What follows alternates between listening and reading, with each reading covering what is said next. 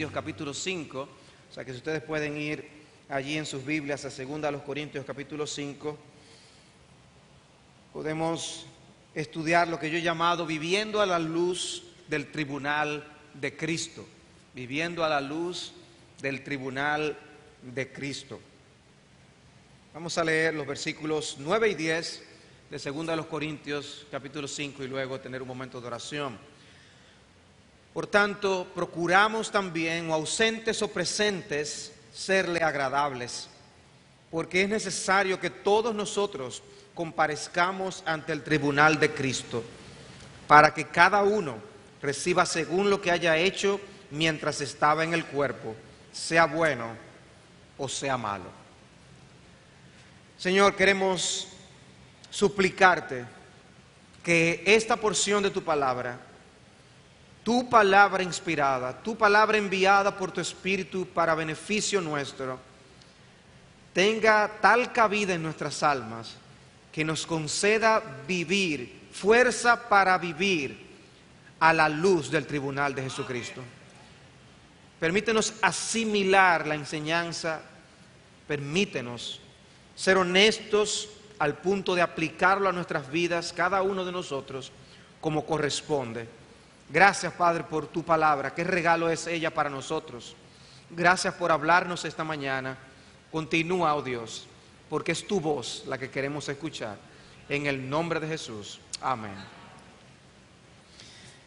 ¿Cómo te afectaría saber que al final de cada día se repasaría contigo una película con los momentos más significativos de todo lo que tú hiciste en esas 24 horas? Se revisarían tus acciones, se revisarían tus palabras y se prestaría atención hasta las cosas que tú debiste haber hecho, pero que no hiciste. La grabación sería una evidencia poderosa de la realidad, de cómo pasaste esas 24 horas. Y yo creo que eso afectaría grandemente cómo sería cada día tuyo. Si tú supieras que al final de cada día habría una revisión completa, yo creo que eso afectaría la forma en que nosotros viviríamos. Hoy en día hay cámaras de seguridad hasta en los lugares menos imaginados. Y es así como criminales que inicialmente niegan sus acciones, al ver la evidencia bajan la cabeza avergonzados.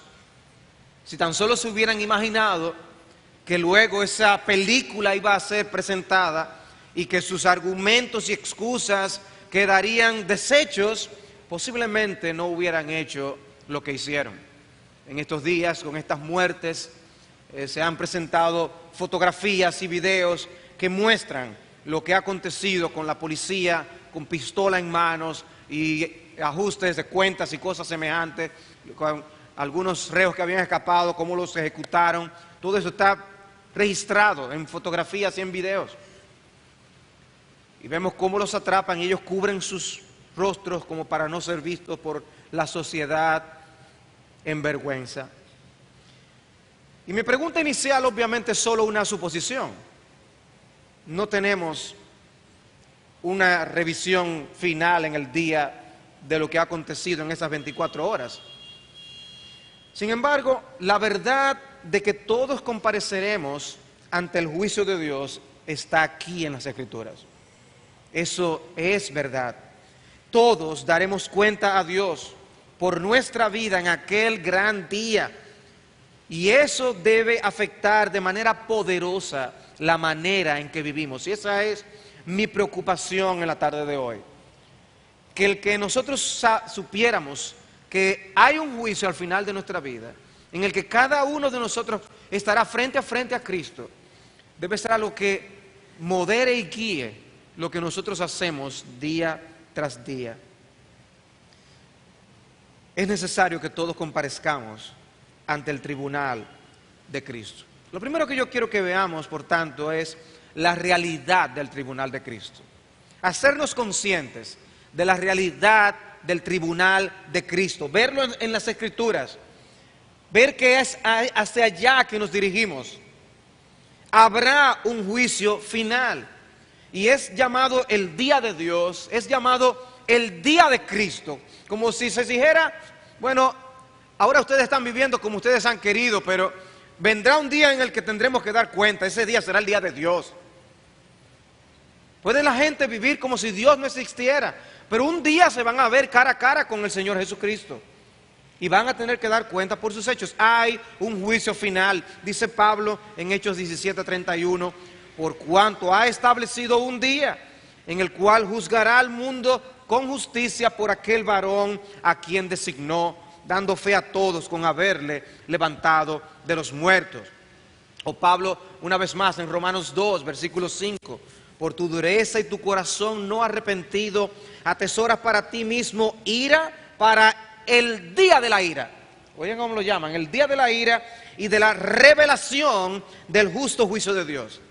Ese día, el día del juicio, va a ser un día donde será la manifestación de la ira de Dios, el decreto del destino de los perdidos que sufrirán eterna perdición. Por eso le llama la revelación del justo juicio de Dios. Allí se verá qué es lo verdaderamente justo, lo correcto, si los estándares de los hombres eran lo que ellos decían ser. Y el conocido pasaje de Apocalipsis capítulo 20, el gran trono blanco. Y vi un gran trono blanco y al que estaba sentado en él, de delante del cual huyeron la tierra y el cielo, y ningún lugar se encontró para ellos. Y vi a los muertos, grandes y pequeños, de pie ante Dios. Y los libros fueron abiertos, y otro libro fue abierto, y esas son las grabaciones, por así decirlo. Esa es lo que registró la cámara divina. Los libros fueron abiertos, y otro libro fue abierto, el cual es el libro de la vida, y fueron juzgados los muertos por las cosas que estaban escritas en los libros, según sus obras. Fueron juzgados cada uno según sus obras. De manera que la enseñanza bíblica nos dice que todos los hombres tienen una cita con Dios en el día del juicio. No solo tenemos una cita con la muerte, tenemos una cita con Dios en el día del juicio. Está establecido para los hombres que mueran una sola vez y después de esto el juicio. Esta es la realidad que nos espera a todos. Los que estamos en la iglesia, los salvos, y los que no estamos en la iglesia, nos veremos cara a cara con Jesucristo. Algo establecido por Dios. Puede que al hombre no le guste la idea, pero eso es lo que Dios ha establecido. El hombre quisiera borrar esa enseñanza de las Escrituras, pero está allí. Aquel que no tiene que darle cuentas a nadie, juzgará a los hombres, y nosotros tendremos que darle cuentas a Él, rendirle cuentas a Él. Y una cosa es que nadie va a llegar tarde a esa cita. Nadie va a llegar tarde a esa cita. De hecho, es un juicio de muertos y vivos. Y solo enfatiza la Escritura cuando habla de la doctrina del juicio. Vivos y muertos, juzgará vivos y muertos. Y a los que están muertos Dios los va a resucitar para que estén ahí. Eso es lo que dice la Escritura. El Señor Jesucristo en Juan capítulo 5 dice: como el Padre tiene vida en sí mismo, así también ha dado al Hijo tener vida en sí mismo. Y le dio autoridad de hacer juicio, por cuanto es el Hijo del Hombre. Y no os maravilléis de esto, porque vendrá hora cuando todos los que están en los sepulcros oirán su voz, y los que hicieron lo bueno saldrán a resurrección de vida, mas los que hicieron lo malo a resurrección de condenación. Nadie llegará tarde a esa cita. Dios los levantará aún de la tumba para que estén presentes en aquel día.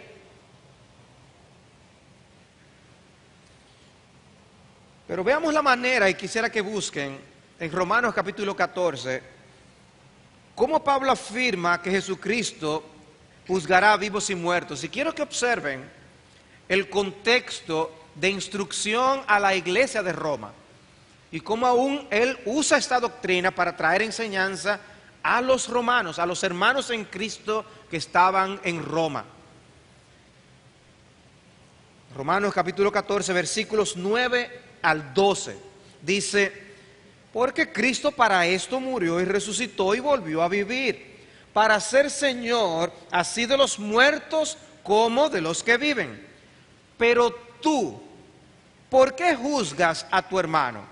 O sea, el problema con el uso de la libertad cristiana era algo que estaba provocando que algunos cristianos de la iglesia en Roma juzgaran a otros. Entonces, él está haciendo una pregunta aquí. ¿Por qué juzgas a tu hermano? En otras palabras, ¿acaso Dios te puso a ti como juez? ¿Llegamos ya al día del juicio? Dice, o tú también, ¿por qué menosprecias a tu hermano? Tú estás viendo a los demás como por debajo de ti y tú por eso emites un juicio. Porque todos compareceremos ante el tribunal de Cristo. A estos hermanos le está diciendo esto. Porque escrito está, vivo yo, dice el Señor, que ante mí se doblará toda rodilla y toda lengua confesará a Dios. De manera que cada uno de nosotros dará a Dios cuenta de sí. Cada uno de nosotros dará cuenta a Dios de sí. Algo individual, algo particular. Cada uno se las verá con Cristo. Y él usa esta enseñanza para ayudar a los hermanos en Roma a que no se estén criticando ni juzgando tanto los unos a los otros. O sea, una aplicación de la doctrina del tribunal de Cristo es que nosotros no nos juzguemos a los unos a los otros. Porque la Biblia dice que aquel que conoce los corazones es Dios. Él puede juzgar hasta las motivaciones, como mencionaremos. Pero nosotros no. Y a veces podemos observar con cuánta facilidad nuestro corazón tiende a llegar a conclusiones acerca de los demás. Y no recordamos que eso es lo que le toca a Dios hacer en el día del juicio. Nosotros no podemos leer los corazones. Está el caso de una mujer que estaba esperando un vuelo en un aeropuerto y en lo que esperaba para tomar el vuelo, compró un libro para leer y una paquete de galletas, una funda con galletas. Y entonces se sienta en los sillones para esperar el llamado para abordar. Y de repente, mientras está leyendo el libro, ve que hay un señor que está al lado, en la silla en medio de ellas y ella, y ve que el señor le empieza a abrir la funda de galletas que había ahí, y toma galletas y se come, y ella se queda como, oh, y ella viene y coge también galletas ella y come, y el hombre viene y coge y también come, y los dos empiezan a comer ahí hasta que queda una nada más. Y dice que ella se sorprende cuando el hombre ve que es la última, el hombre mete la mano en la funda y la coge, la parte por la mitad, de la mitad y se va. Y ella se queda, ¿y qué es esto? ¿Y qué hombre es este? Y ya entonces la llaman para abordar, pero ella está todavía enojada de lo que ha pasado, indignada. Se sienta en su asiento y va a buscar un Kleenex en su cartera y cuando viene a ver está la funda de galletas que ella compró adentro. Era del hombre la funda de galletas que tenía.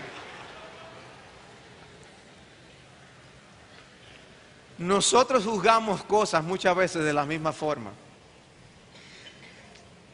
Y no le damos lugar al juicio de Dios.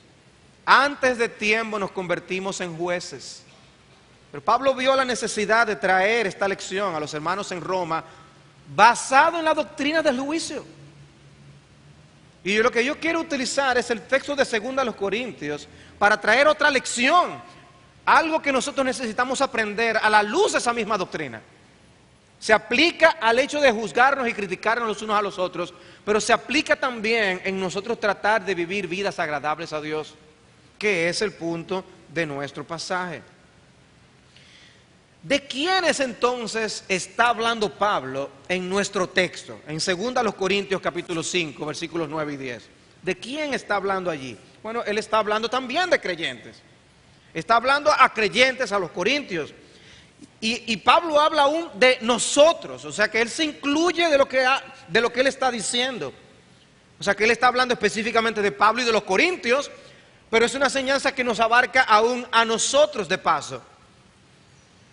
Porque él nos está enseñando a nosotros que nosotros cuando morimos no nos vamos a la gloria sin pasar por Go. Eso, aquellos que hayan jugado Monopolio, no podemos irnos a la gloria sin pasar por Go. Tenemos que pasar por el juicio. Después de la muerte, el juicio. Y la ambición que Pablo menciona de agradar a Dios en el versículo 9, no es una ambición que un incrédulo tiene.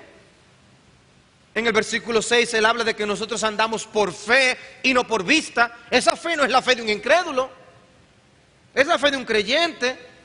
El versículo 5 habla de que eran personas que habían recibido las arras del Espíritu. Eso solamente lo reciben los creyentes.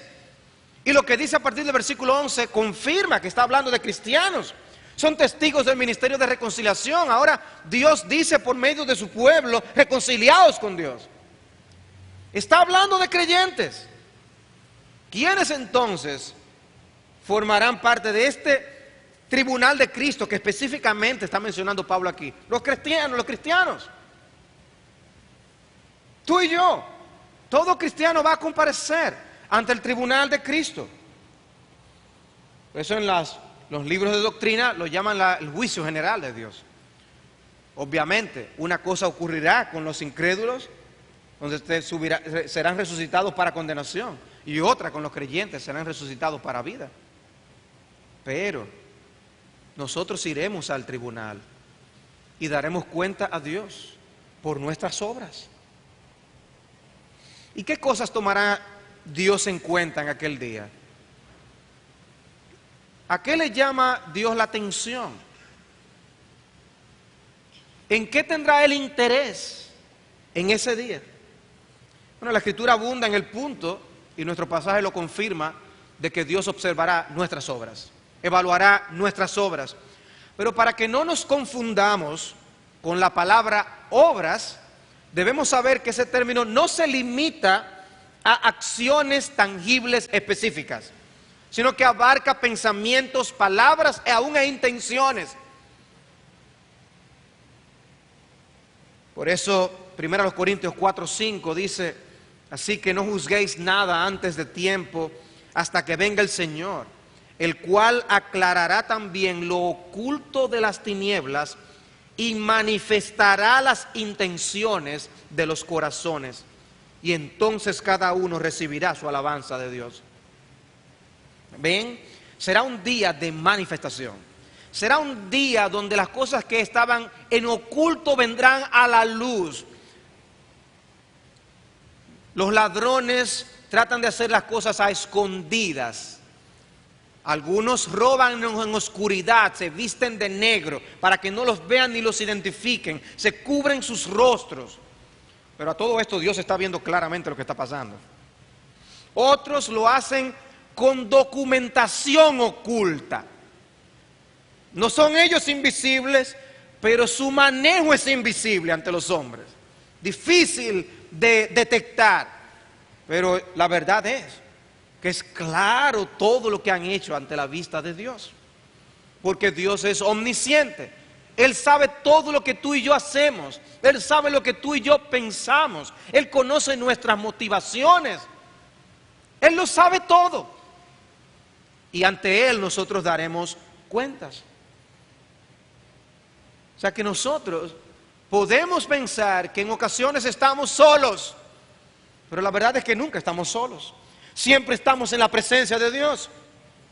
Si usamos la imagen del principio, siempre está esa cámara que está grabando todo cuanto nosotros hacemos.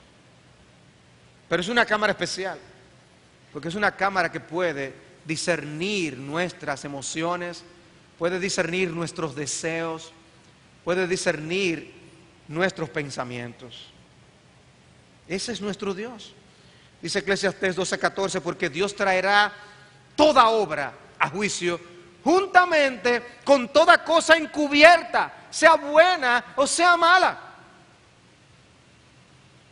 Y eso que los hombres hacen a ocultas, eso que nadie se ha enterado, ya Dios lo sabe. Dios sabe cómo está cada uno de nosotros aquí espiritualmente. Dios sabe cuál es la condición de cada uno, la verdadera condición de cada uno de nosotros. En Lucas capítulo 12, el Señor advierte a los discípulos de la levadura de los fariseos. Y dice: guardaos de toda hipocresía. Guardaos de toda hipocresía. Y dice: porque nada hay en encubierto que no haya de descubrirse, ni oculto que no haya de saberse. La hipocresía, esa máscara, no podrá funcionar, no será eficaz en el día del juicio. Hoy podemos nosotros presentar todo tipo de excusas ante los hombres. Y pueden sonar muy poderosas, argumentos difíciles de responder. Pero en el tribunal de Dios no será así. La máscara no funcionará para nada. Alguien decía, ser famoso significa que millones de personas tienen una idea equivocada de quién eres. Porque Dios sabe quiénes somos realmente. Y Dios sabe que por lo que somos no merecemos tener fama de nada. Y por eso lo que ocurre muchas veces es que nos desilusionamos de los hombres. Porque luego terminamos viendo lo que realmente somos. ¿Verdad que sí? Pero allí en el día del juicio, todo aquello que hoy está oculto vendrá a la luz. Lo mismo con las palabras. Cristo decía, yo os digo que por toda palabra ociosa que hablen los hombres, de ella darán cuenta en el día del juicio. Y uno puede leer esto y decir, suena exagerado. Pero yo creo que no. Yo creo que Cristo está diciendo exactamente lo que va a pasar. Es que nosotros somos responsables hasta las palabras que decimos con descuido. Puede parecernos poca cosa, pero Cristo dice que para Dios no es poca cosa. Y el estándar de juicio no es el tuyo, sino el de Él. Y el texto de Hebreos 4:13 dice que todas las cosas están desnudas y abiertas a los ojos de aquel a quien tenemos que dar cuenta. Y una vez más ese concepto, a quien tenemos que dar cuenta. Somos administradores, vamos a tener que rendir cuentas a Dios. Y es lo que Pablo enseña en 1 Corintios capítulo 3. Él dice que cada uno de nosotros está obrando en la labranza divina, pero a la larga Dios es que sabe con qué herramientas estamos nosotros trabajando y qué frutos nosotros estamos dando. La obra de cada uno se hará manifiesta, porque el día la declarará, pues por el fuego será revelada. Se hará manifiesta, el día la declarará, será revelada. Todo saldrá a la luz. Y allí se verá cada obra por lo que es. Y hoy algo que deslumbra a los hombres, a los ojos de Dios no es deslumbrante. Y aquello que es menospreciado por los hombres, quizás ante los ojos de Dios es lo más apreciado. Pero el criterio que vale es el de Dios. El criterio que se impondrá en el día del juicio. De manera que Dios en su omnisciencia tendrá un juicio completamente justo e imparcial. Aquí nosotros sabemos que en la tierra no necesariamente el mejor empleado es el que recibe la promoción. No puede ser alguien que no sea el mejor. Pero ante los ojos de Dios no habrá una equivocación. Todo lo que se emita allí en el tribunal de Cristo será correctísimo, será lo veraz. Cristo será veraz y fiel. Cada obra, cada pecado, cada omisión, cada actitud, cada pensamiento es plenamente conocido por Él. Todos los hijos siempre hemos usado de excusas. Pero déjame explicarte. Eso es lo que nuestros hijos nos dicen, ¿no? Pero déjame decirte qué fue lo que pasó. Yo no creo que nuestras palabras van a valer de mucho en el día del juicio. Porque es que ya Él sabe qué fue lo que pasó. Lo que conviene es nosotros dejarnos de protegernos tanto a nosotros mismos y ser honestos. Hay una frase que nunca se me olvida. El pastor Al Martin siempre lo utilizaba y quedó conmigo. Es que nosotros debemos vivir con una honestidad tipo la que tendremos en el día del juicio. Judgment Day Honesty. Debemos vivir cada día con la honestidad que tendremos el día del juicio. En el día del juicio sabemos que no vamos a estarle metiendo cuentos a Dios. Dejemos de estar metiendo cuentos ahora. Hay un libro que tiene por título Me rindo, dejando de vivir bajo la máscara de la hipocresía. No más.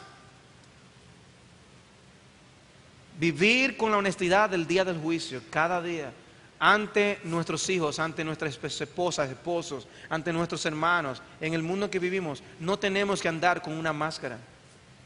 Seamos honestos. Yo no te estoy diciendo con esto que no hay cosas que no tengan lugar para privacidad. No es a eso que me estoy refiriendo.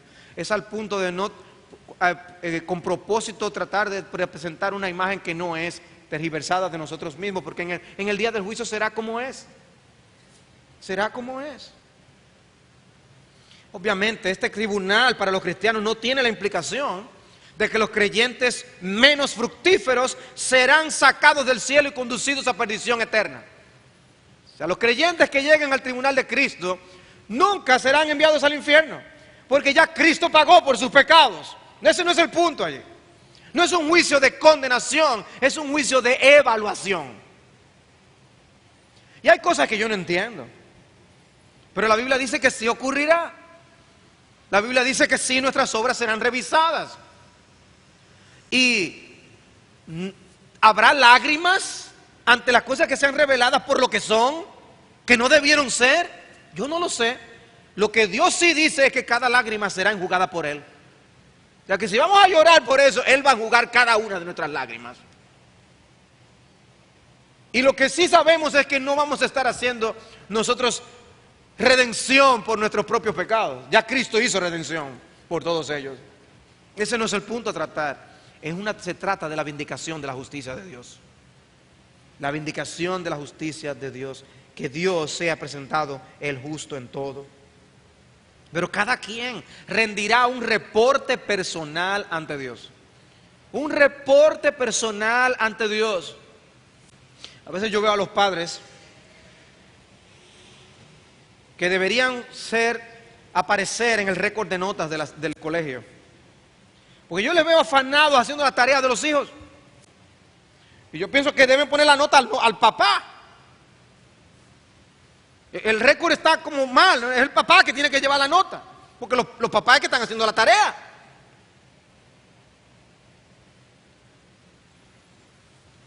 Bueno, en el día del juicio, cada cosa estará en su justo lugar. Lo que cada quien realmente ha hecho es lo que se va a evaluar. No lo que pudo haber aparecido tras su nombre, sino lo que realmente esa persona hizo o dejó de hacer. Y será un juicio imparcial. Pero cada quien va a rendir cuentas personales a Cristo. Entonces no es el matrimonio, no es la familia la que se va a presentar en el día del juicio. No, es cada uno de nosotros por separado. De manera que no es por culpa del esposo que la esposa será señalada con algunas cosas, ni viceversa. Cada uno dará cuenta de sí. O sea que si en el matrimonio tú no estás haciendo lo que tienes que hacer porque tu pareja no está haciendo lo que tiene que hacer, tú estás pecando tú. Y en el día del juicio tus excusas no van a valer en la presencia de Dios. Porque tú tienes que dar cuenta a Dios. Todos daremos cuenta a Dios. Los pastores daremos cuenta a Dios. Hebreos 13:17. Los maestros darán cuenta y recibirán un juicio más severo. Santiago capítulo 3, versículo 1. No os hagáis maestros muchos de vosotros. Los cristianos darán cuenta, pastores darán cuenta, maestros darán cuenta. Los creyentes daremos cuenta. Todos los cristianos daremos cuenta ante Cristo. De manera que el ser creyente no nos exime de la responsabilidad de nuestras acciones. El creyente, una vez más, no enfrentará condenación. No habrá ya condenación para los que están en Cristo Jesús. No hay condenación. Punto. Gloria a Dios, qué bueno. Pero eso no elimina la enseñanza de que tú y yo daremos cuenta a Dios. Daremos cuenta a Dios. Ahora bien, habiendo visto la realidad del tribunal de Cristo, veamos ahora en segundo lugar el impacto de esta doctrina. Es una realidad, el tribunal de Cristo es una realidad. La Biblia lo enseña. Pero ¿cuál debe ser el impacto que debe causar esto en ti y en mí? Es lo que Pablo dice en el versículo 9. Por tanto, procuramos también, o ausentes o presentes, serle agradables. Si vamos a dar cuenta a Cristo, debemos usar esta enseñanza para motivarnos, empujarnos a tratar de ser agradables ante Dios. Vivir vidas agradables que agradan a Dios. Que lo más importante no es tú agradarte a ti mismo o tú agradar a otra persona, es agradar a Dios. Y Pablo no está dando un testimonio personal, yo procuro agradar a Dios. Él está diciendo lo que todo cristiano tiene que hacer. Procuramos agradar a Dios. Tú y yo tenemos que estar tras el interés de que Dios esté agradado. Debe ser un impulso diario en nuestra vida que Dios esté agradado. Que Dios esté agradado. Y Dios no nos prohíbe que hagamos cosas de nuestro agrado personal. La palabra nos enseña que nos da todas las cosas para que las disfrutemos. Tampoco nos prohíbe que agrademos a otras personas. Pero la muerte del yo y la negación personal deben ser una nota dominante en la vida de los cristianos. Y muchas veces, hermanos, predomina la satisfacción personal en nuestras decisiones y en lo que hacemos y dejamos de hacer. Cristo nos enseñó a tomar nuestra cruz y a morir a nosotros mismos, y eso implica morir a muchos gustos y a muchas preferencias por amor al reino de Dios y por amor a los escogidos de Dios, para que ellos también vengan al redil de Dios. Y Pablo dice que no solo muertos y en el cielo agradaremos a Dios, porque allí será indiscutiblemente así. Dice, en el cuerpo o fuera del cuerpo. Sino que todavía aquí en la tierra, nuestra gran meta y ambición es agradar a Dios. Agradar a Dios. Y es algo que debemos procurar, perseguir con toda nuestra fuerza. Procuramos serle agradables. Andamos tras ello. Una prioridad para nuestras vidas, vivir para el reino de Dios y su justicia. Y en cada situación, hermanos, tenemos que preguntarnos primero, ¿qué piensa el cielo de esto que yo voy a hacer? ¿Qué piensa el cielo? No qué piensa la tierra. La perspectiva terrenal te va a llevar a tomar en cuenta el lado temporal y humano de las cosas, pero la perspectiva celestial pondrá a Dios primero. ¿Agrada a Dios? No si te agrada a ti, ¿agrada a Dios? Lo más importante en la vida no es que seamos profesionales, sino que seamos profesionales para la gloria de Dios. Lo más importante en la vida no es que tengamos familia, sino que tengamos familia para la gloria de Dios. El deber celestial debe estar por encima del placer terrenal en nuestra lista de prioridades. El anhelo dominante debe ser agradar a Dios, y por eso tenemos que tener una idea de las cosas que a Él le agradan. Porque si desconocemos lo que a Él le agrada, no vamos a vivir vidas agradables. El estudio de la mente divina, conocer cómo Dios piensa y qué cosas le gustan a Él y qué no. Por eso en la Escritura que 6 cosas aborrece el Señor y aún 7 abomina su alma. Es importante que lo sepamos. Es importante que lo sepamos. Y ¿saben qué? Muchas veces los intereses de Dios van a entrar en conflicto con nuestros intereses personales. ¿Y a quién tenemos que agradar primero? Vivamos a la luz del día del juicio. Si tú vives ignorando el día del juicio, vas a tomar la decisión terrenal. Pero si tú vives a la luz del día del juicio, si tú sabes que en poco tiempo puedes estar frente a frente a Cristo para dar cuenta por tus acciones, posiblemente tomes una decisión contraria, diferente. Dice Steven Lawson, cuando le desagradamos a Él, no importa a quién agrademos. Cuando le agradamos a Él, no importa a quién desagrademos. Lo que importa es Dios. Y el término en nuestro texto implica buscar la aprobación de un superior. Pablo anhela, y nosotros debemos anhelar con él, escuchar las palabras de Cristo: bien, buen siervo y fiel. Y la razón que nos da como motivación y estímulo para vivir de esa manera es el día del juicio, la eternidad. Su pasión en agradar a Dios tenía relación directa con su perspectiva del día del juicio. Eso le dio estímulo para obedecer y para servir. Y debe tener el mismo impacto en nosotros. Por esto procuramos siempre agradar a Dios, porque todos compareceremos ante el tribunal de Cristo. Y es por esa razón que uno de los elementos esenciales de nuestra visión como iglesia es lo que nosotros anhelamos, vivir el presente a la luz de la eternidad. Es decir, saber que lo que hacemos ahora puede tener consecuencias eternas, que lo que hacemos ahora debe incidirá enormemente en la eternidad. Y pensar esto debe ayudarnos a todo lo que hacemos día tras día, lo que hacemos y dejamos de hacer. Es el principio de Gálatas capítulo 6, versículo 7. No os engañéis, Dios no puede ser burlado. Lo que el hombre sembrare, eso también segará. Y lo que nosotros sembramos en esta vida tendrá sus frutos en la eternidad. Pero el hombre prefiere creer en la ilusión de que puede hacer lo que le plazca hoy y que no va a cosechar estas cosas mañana. No es importante que admitamos que las acciones, las palabras, los deseos y las decisiones tienen consecuencias, no solo en esta vida, sino también en la venidera. Nuestras acciones tienen consecuencias. Hay un libro para padres que lleva por título Enseñando a tus hijos la verdad acerca de las consecuencias. Enseñando a tus hijos la verdad acerca de las consecuencias. Y solo el índice es edificante. Oigan, ¿cuál es el índice?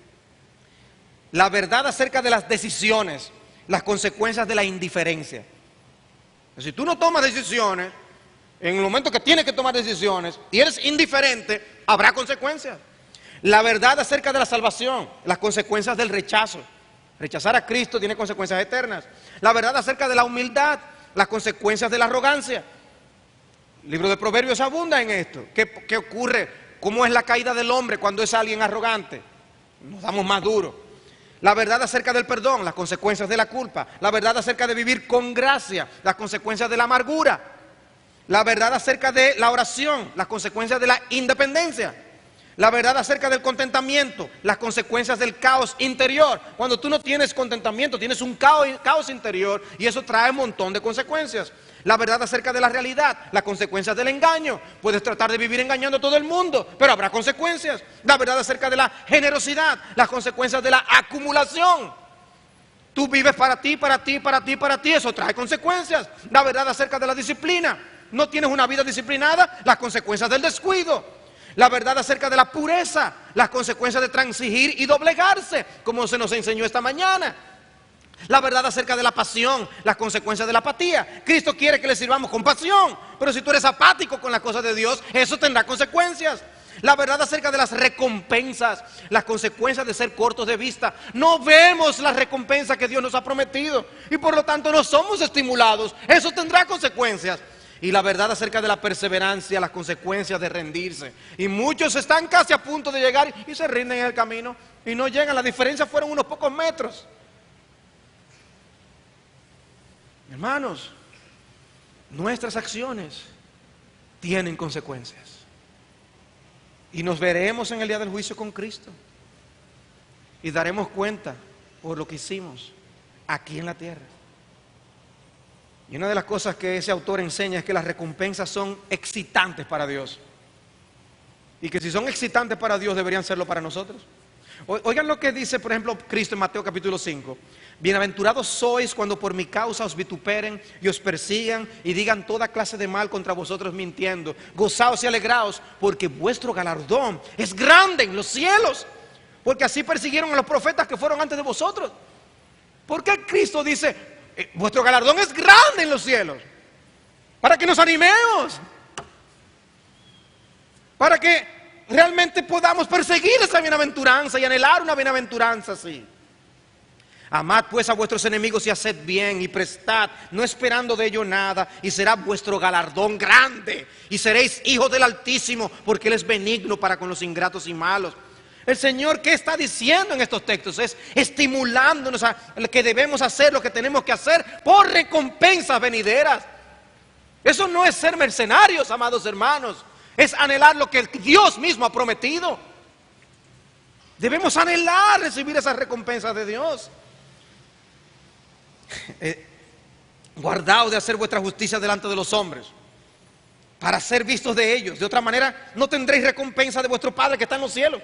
No, nosotros queremos hacer lo que hacemos por el nombre de Dios, por el amor de Dios, porque Él nos dará recompensa. Dice, no lo haga para que la gente te vea, Y sabemos lo que menciona allí: la oración, el ayuno, las limonas. Esta me gustó.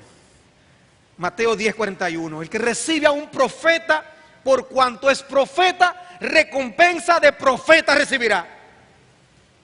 No hay que ser profeta para recibir recompensa de profeta. Miren qué bien. No solo los profetas recibirán recompensas de profeta. Si apoyamos a los profetas, también las recibiremos. ¡Qué bendición! He aquí yo vengo pronto y mi galardón conmigo para recompensar a cada uno según sea su obra. Cristo quiere que sepamos que hay grande galardón, que anhelemos ese galardón, que procuremos ese galardón. El momento del juicio, amados hermanos, será muy solemne. Podemos nosotros recrear esa escena en nuestras mentes y nosotros imaginarnos en la presencia de Cristo, Él y cada uno de nosotros. No va a ser algo grupal. Vamos a hacer el juicio de IBCJ, ¿no? Cada uno dará cuenta de sí. Cada uno dará cuenta de sí. Será un momento muy solemne. No debe ser tomado a la ligera. ¿Qué debemos nosotros hacer? Si seremos examinados de esa forma allá, ¿no sería conveniente que comencemos a examinarnos aquí? El Salmo 139 comienza diciendo que tú has examinado y conocido mi andar y mi reposo, todo. Tú lo conoces todo, Señor. ¿Y cómo termina el Salmo? Invitando al Señor a que nos examine. Dice: examíname, oh Dios, y conoce mi corazón. Tú estás invitando a Dios a que te revele lo que hay en tu corazón. Tú estás pidiéndole a Dios en oración, rogándole que te ayude a conocerte a ti mismo. Ríndete. Vive lo que eres delante de Dios. No vivamos para imagen, no por lo que somos en la presencia de Dios. Pruébame y conoce mis pensamientos y ve si hay en mí camino de perversidad y guíame en el camino eterno. Él no está diciendo: Señor, te voy a abrir mis puertas para que me conozcas. Ya Dios lo conoce. Lo que está diciendo es: eso que tú sabes de mí, Señor, muéstrame a mí para yo trabajar en todo lo que yo tenga que trabajar, para yo ser lo que yo debo ser en tu presencia. Eso es lo que debemos anhelar.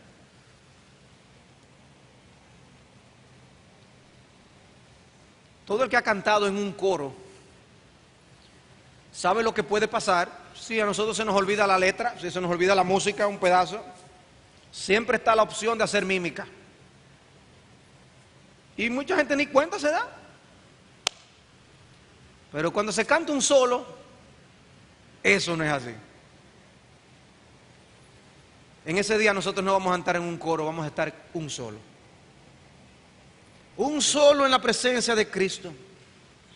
Y quisiera, como muestra de esta verdad y su implicación, citar a Paul Tripp en cuanto a cómo debemos ver la eternidad y nuestra paternidad. En su libro Forever, para siempre, él nos habla de lo que es tener esa paternidad con la eternidad en mente. Por tener reacciones a corto plazo pensamos que estamos siendo exitosos y no nos damos cuenta que nuestros esfuerzos no producirán una cosecha a largo plazo de obediencia. ¿Somos realmente padres exitosos? ¿Ven los hijos la vida desde una perspectiva de helicóptero, una perspectiva más grande de las cosas y que no tome en cuenta únicamente la situación del momento? La eternidad recuerda a los padres que esta vida no es todo lo que hay.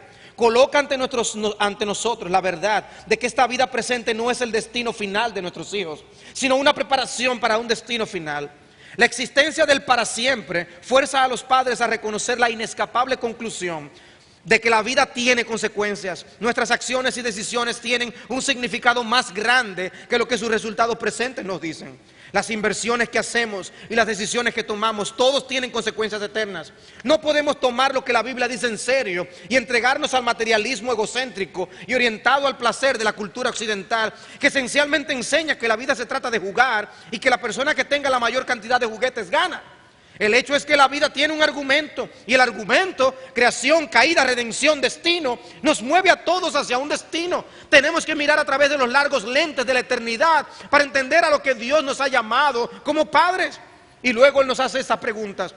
Vemos y respondemos a nuestros niños con el pensamiento radical que estos pequeños son seres del para siempre, marchando inescapablemente hacia un destino de algún tipo. Estamos comprometidos con el hecho de que como padres no podemos vivir para el momento. ¿Cuántos de nosotros estamos dispuestos a realizar sacrificios personales, profesionales y familiares porque hemos entendido el significado eterno de la tarea a la que Dios nos ha llamado? Amados hermanos, saber que compareceremos ante el tribunal de Cristo tiene que impactar nuestra vida cada día.